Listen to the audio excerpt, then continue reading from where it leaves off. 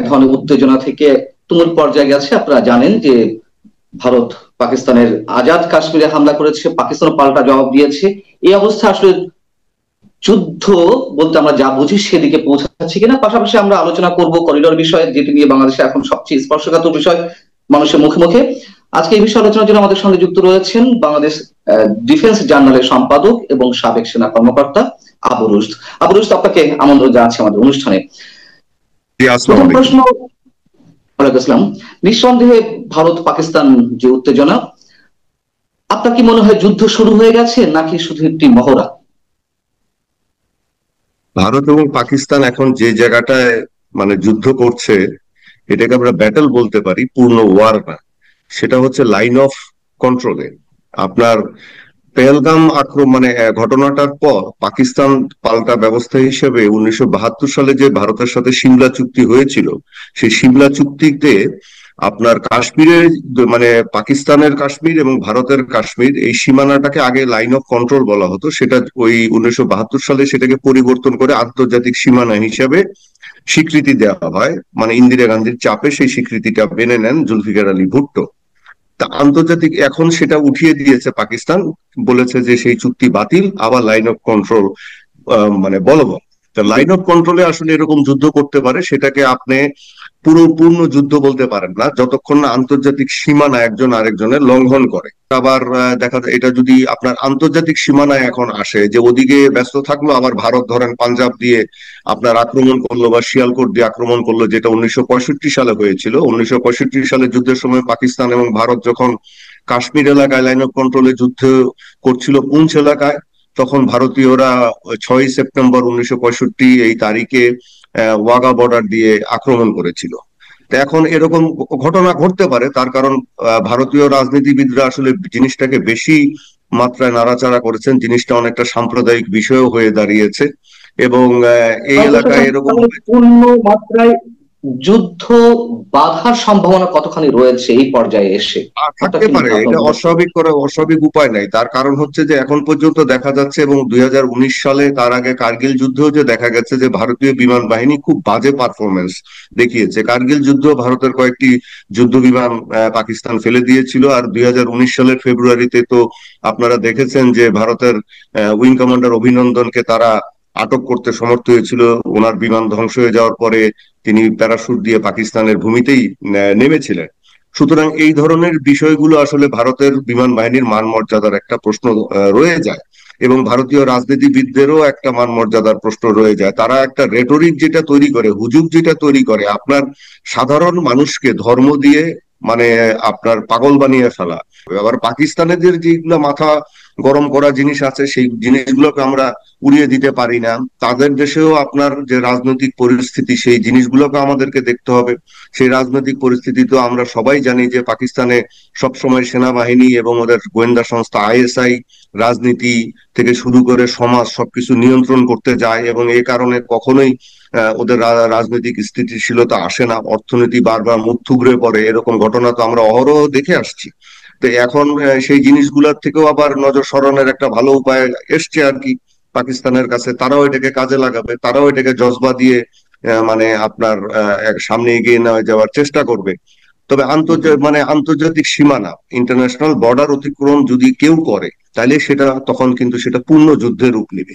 এবং পূর্ণ যুদ্ধের রূপ নেওয়াটা হচ্ছে, সেই জায়গা থেকে আমার প্রশ্ন যে বাংলাদেশের উপরে বা আশেপাশের প্রতিবেশী রাষ্ট্রের উপরে কি ধরনের প্রভাব ফেলবে? আমরা যত জেনেছি এর মধ্যে বাংলাদেশের শেয়ার বাজারে একটি নেগেটিভ ইম্প্যাক্ট করা শুরু করেছে, শেয়ার বাজারে পতন হওয়া শুরু করেছে, ভারতীয় রুপির দাম পড়তে শুরু করেছে, সে দেশে ব্যবসায়ীরা বলছেন। এর বাইরে মানে এগুলো তো হতেই পারে, সরাসরি ইম্প্যাক্ট কি করতে পারে, এফেক্টটা কি হতে পারে বাংলাদেশের উপরে? আমি যদি খুব স্পেসিফিক করে বলি, সাবেক সেনা কর্মকর্তা জেনারেল ফজলুর রহমান, যিনি বিডিআর হত্যাকাণ্ডের পুনঃতদন্ত কমিশনের চেয়ারম্যান, তিনি কদিন আগে যে একটি বক্তব্য দিলেন যে 7 রাজ্য দখল করে নেওয়ার বিষয়ে একটি উস্কানিমূলক বক্তব্য দিলেন। আমাদের প্রধান উপদেষ্টাও তিনি মন্তব্য করেছেন যে আমাদেরকে যুদ্ধের জন্য প্রস্তুত থাকতে হবে, এবং ভারত পাকিস্তানকে উদ্দেশ্য করে বলেছে যে সকালে ঘুম থেকে উঠেই মনে হয় যে এই বুঝি যুদ্ধ শুরু হই অবস্থা। তো আমাদেরকে যুদ্ধের প্রস্তুতি রাখতে হবে। এই কথাগুলো দ্বারা আমরা কি কোনোভাবে জড়িয়ে যাচ্ছি যুদ্ধে? না, আমরা জড়িয়ে যাচ্ছি না। আপনার একটা কথা আছে সামরিক বাহিনীতে, সেটা হচ্ছে যুদ্ধ এড়ানোর সবচেয়ে বড় উপায় হচ্ছে সর্বোচ্চ যুদ্ধ প্রস্তুতি বজায় রাখা। এটা আপনার প্রত্যেকটা দেশ যারা যুদ্ধ চায় না তাদেরকে করতে হয়। আপনি যদি বোকার মতো কেউ যদি বলে যে না আমাদের সশস্ত্র বাহিনীর দরকার নেই, আমাদের যুদ্ধ প্রস্তুতির দরকার নেই, আমাদের যা সামর্থ্য আছে তার মাধ্যমে আমাদেরকে করতে হবে, তাহলে আমরা ভুল করব। আপনি সিঙ্গাপুরের দিকে তাকান, সিঙ্গাপুর কি কারোর সাথে যুদ্ধ করছে? মালয়েশিয়া কারোর সাথে যুদ্ধ করছে? ইন্দোনেশিয়া কারোর সাথে যুদ্ধ করছে? এরা খুবই বন্ধুত্বপূর্ণ পরিবেশ বজায় আছে ওই এলাকায়। কিন্তু প্রত্যেকের সেনাবাহিনীর দিকে আপনি তাকান, আপনি ইন্দোনেশিয়ার সেনাবাহিনীর অবস্থান দেখলে আপনি হতবাক হয়ে যাবেন, এটা মিনি সুপার পাওয়ার। আপনি সিঙ্গাপুরের সেনাবাহিনী one of the finest in the world, তাদের ইকুইপমেন্ট এবং ট্রেনিং এ এগুলো করা হয় অনেক কিছু বিবেচনা করে। এখন দেখেন আমরা একটা ছোট দেশ, আমাদের হয়তো সামর্থ্য নাই এত বড় সশস্ত্র বাহিনী বা মানে অস্ত্র শস্ত্র প্রসার। আমরা কিন্তু কি করতে পারি, আমরা আমাদের মানে যে জোটবদ্ধতার মাধ্যমে আমরা আমাদের নিরাপত্তাটাকে রক্ষা করতে পারি। সেই জোটবদ্ধতাটা হচ্ছে কি, বড় শক্তির সাথে আমাদেরকে সামরিক সহযোগিতার মধ্যে গিয়ে, সেটা আমেরিকা হতে পারে, সেটা চীন হতে পারে, তুরস্ক হতে পারে, ইন্দোনেশিয়া হতে পারে, যে আমরা যদি জোটবদ্ধ হই তাহলে আমাদের এত চিন্তা করতে হবে না। আচ্ছা, এখন আসেন যে জেনারেল ফজলুর রহমান যে কথাটা বলেছেন।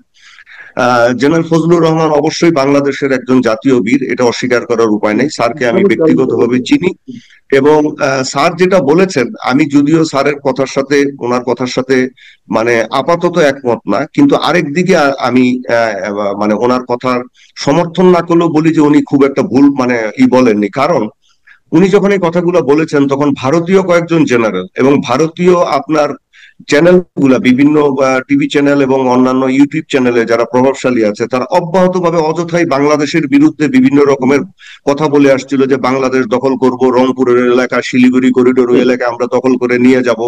এই সমস্ত কথাবার্তা তারা বলছিলেন যেন বাংলাদেশ একটা মানে কিছুই না, বাংলাদেশকে টোকা দিলেই বাংলাদেশ পড়ে যাবে।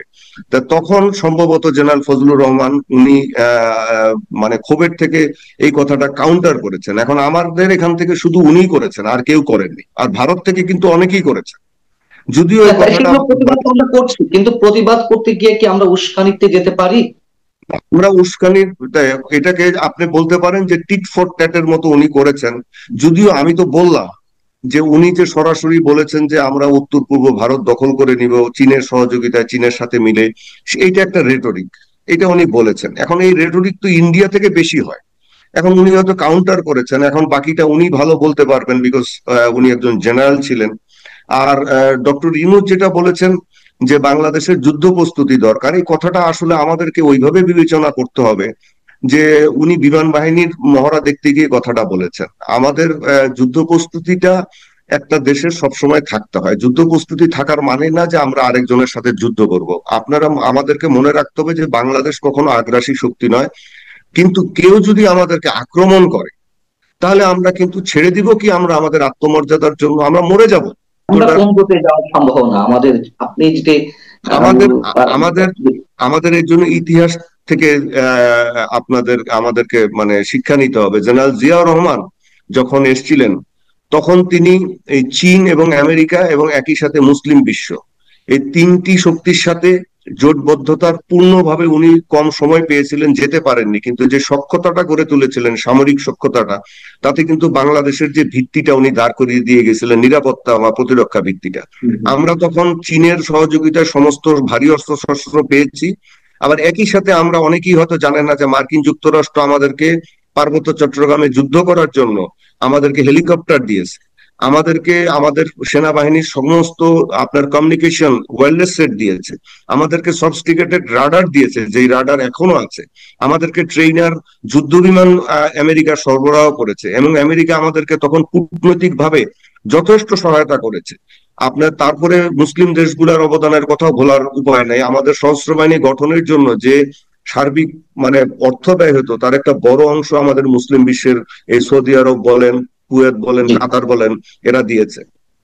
তো এগুলো আমাদেরকে মাথায় রাখতে হবে, আমরা একদম ছেড়ে দিলেও হবে না। তার কারণ ধরেন আমরা অবশ্যই খুবই ইম্পর্টেন্ট আমাদেরকে ভবিষ্যৎ নানান ধরনের দিক নির্দেশনা আমাদের নিজেদের জন্য, বা আমরা কোন পথে যাব অবশ্যই ইতিহাস থেকে আমাদেরকে বাছাই করে নিতে হবে। কিন্তু পাশাপাশি এই ইতিহাসও তো রয়েছে একটি যেমন বললেন আপনি ধর্মীয় দৃষ্টিকোণ থেকে, মানে মুসলিম বিশ্বের জায়গা থেকে, আরেকটি তো রাজনৈতিক বা ভূ আঞ্চলিক যে ভূ রাজনৈতিক যে প্রেক্ষাপট, সেখান থেকে যদি বিবেচনা করি তাহলে সেখান থেকে কি বলবেন? যে পাকিস্তানের কথা বললেন, যে চীনের কথা বললেন, যে আমেরিকার কথা বললেন, স্বাধীনতা যুদ্ধে তো তারা আমাদের বিরোধিতা করেছে। এবং সবচেয়ে বড় প্রতিবেশী রাষ্ট্র যদি ভারতকে আমরা বিবেচনায় নিই, বিবেচনা মানে কি, এটা সত্য কথা, সেই জায়গা থেকে আমরা আহ কোনটিকে গ্রহণ করব? আমরা তো ভারতের সাথে দেখেন কাউকে গ্রহণ করার মানে বিষয়টা না। বিষয়টা হচ্ছে যে আমরা তো কখনো ভারতের কি কোনো ক্ষতি করার মতো ক্ষমতা আমাদের আছে? আমরা যদি ইচ্ছাও করি, উগ্রবাদ সবসময় একটা দেশের ক্ষতি করে। আমাদের বাংলাদেশেও এই ধরনের কিছু মাথামোটা মানে এই উগ্র মস্তিষ্কের লোকজনের জন্ম হয়েছে। এরা ভালো করার চেয়ে আমাদের ক্ষতি করছে, আমাদের ক্ষতি করছে সেই এই জায়গা থেকে আমার ধরনের প্রশ্ন উগ্রতা। থাকবে আবুল, সেই জায়গা থেকে আমার প্রশ্ন, ভারতের বিরুদ্ধে আমাদের অসংখ্য অভিযোগ রয়েছে, সেই অভিযোগগুলোর বাস্তব ভিত্তিও রয়েছে, এটা যেমন সত্য কথা। আবার ভারতও 5ই আগস্ট পর থেকে বাংলাদেশের রাজনীতিতে যে এক ধরনের সাম্প্রদায়িকতার উত্থানের ক্ষেত্র তৈরি হচ্ছে, কিংবা মৌলবাদের একটা ক্ষেত্র তৈরি হচ্ছে, সেই আশঙ্কা থেকে তো ভারতেরও উদ্বিগ্ন হওয়ার কারণ আছে নিশ্চয়ই। তো সবকিছু মিলিয়ে আপনি যেমন বললেন, রেটুরের কথা বারবার বলছেন, সেখানকার মানুষের এখনো উস্কানি দিচ্ছে, আজকে সকালেও যেগুলো দিয়েছে আপনি বলছেন, এবং ভারতের যে অবস্থা, তাদের যে মনোভাব বাংলাদেশের প্রতি, সবকিছু মিলিয়ে আপনার কি মনে হয় যে ভারতের কোনো ধরনের আক্রমণের কোনো সম্ভাবনা আছে বাংলাদেশে? যদি বাংলাদেশ আপনার নিচে সেধে এর মধ্যে যোগ না দেয়, তাহলে ভারত এখানে আক্রমণ কি কারণে করবে? আবু রুশ, আমাদের এখন কি কোন ভূমিকা থাকা উচিত? এবং যদি এক বাক্যে শুনতে চাই সব কিছু মিলিয়ে, বাংলাদেশ যে পক্ষেই থাক না কেন, যুদ্ধে জড়িয়ে পড়ার সম্ভাবনা আপনার দীর্ঘ এই বিষয়ে সাংবাদিকতার জায়গা থেকে আপনার কি মনে হয়, কতটুকু সম্ভাবনা বা আশঙ্কা? আমার মতে হচ্ছে যে যদি ভারত আপনার পাকিস্তানের সাথে এখানে যদি চীন জড়িয়ে যায়, তাহলে হয়তো বাংলাদেশের ভূমিটা একটা বিপদে পড়তে পারে। বাট ওই পর্যন্ত যাবে কিনা, চীনও যেতে চাইবে কিনা, আমার সন্দেহ আছে। সুতরাং বাংলাদেশের মানুষের উচিত বা সংশ্লিষ্টদের উচিত মাথা গরম না। আমরা ব্যক্তিগতভাবে কে কার পক্ষ নিলাম, কোন দিকে নিলাম না নিলাম সেটা অন্য বিষয়, সেটা নিতেই পারে, কিন্তু মাথাটা ঠান্ডা রাখেন। উগ্র কোনো কথাবার্তার দিকে যেন আমরা হেলে না পড়ি। এটা বাংলাদেশের জাতীয় অস্তিত্বের ক্ষতি করে, আমাদের নিরাপত্তা ডক্ট্রিনের ক্ষতি করে। হ্যাঁ, আমাদের মাথা ঠান্ডা রাখা দরকার, তার কারণ আমরা এখনো কোনো বৃহৎ শক্তির সাথে কোনো জোটবদ্ধতায় যাইনি। ঠিক আছে, শেষ প্রশ্ন করে তারপরে আর একটা ছোট প্রশ্ন করি, একেবারে শেষ প্রশ্ন, আপনার অন্য জি। জায়গায় ইয়ে আছে, ব্যস্ত আছে। বাংলাদেশের কোন পক্ষের শক্তি কি এমন একটা জিনিস চাইছেন যে আসলে এই যুদ্ধে জড়িয়ে পড়া হোক, এবং তার মধ্য দিয়ে বিশেষ কোনো তাদের হিডেন কোনো এজেন্ডা বাস্তবায়ন সহজ হবে? শোনেন, এই ধরনের উগ্র মস্তিষ্ক বা উন্মাদনা সব দেশেই থাকে। পাকিস্তানেও আছে, ভারতেও আছে, আমেরিকাতেও আছে, মানে চীনেও আছে, বাংলাদেশেও আছে। বাংলাদেশে হয়তো এখন এটা একটু বেশি হয়েছে। এরা চাইবে যে এই জজবা, এটাকে আমি বলি জজবা, হুজুগ, আবেগ, এগুলো থাকবেই। কিন্তু রেসপন্সিবল ভূমিকা রাখতে হবে যারা সরকারে আছে তাদেরকে, মিডিয়াকে, আপনার আমাদের সশস্ত্র বাহিনীকে রেসপন্সিবল ভূমিকা রাখতে হবে। আমাদেরকে বুঝাতে হবে মানুষকে যে আমাদের দেশের স্বার্থ কোনটা আগে। আমাকে দেখতে হবে বাংলাদেশের স্বার্থ, আমি বাংলাদেশি, আমি প্রথমে একজন বাংলাদেশি, আমার দেশের স্বার্থ আমি সবার আগে দেখবো। আপনার সাথে আমার দ্বিমত থাকবে, কিন্তু আমার দেশের ক্ষেত্রে কোনো দ্বিমত থাকবে না। আমরা তর্ক করব, আমরা একজন আরেকটা যুক্তি দিব, কিন্তু দেশের স্বার্থ সবার আগে।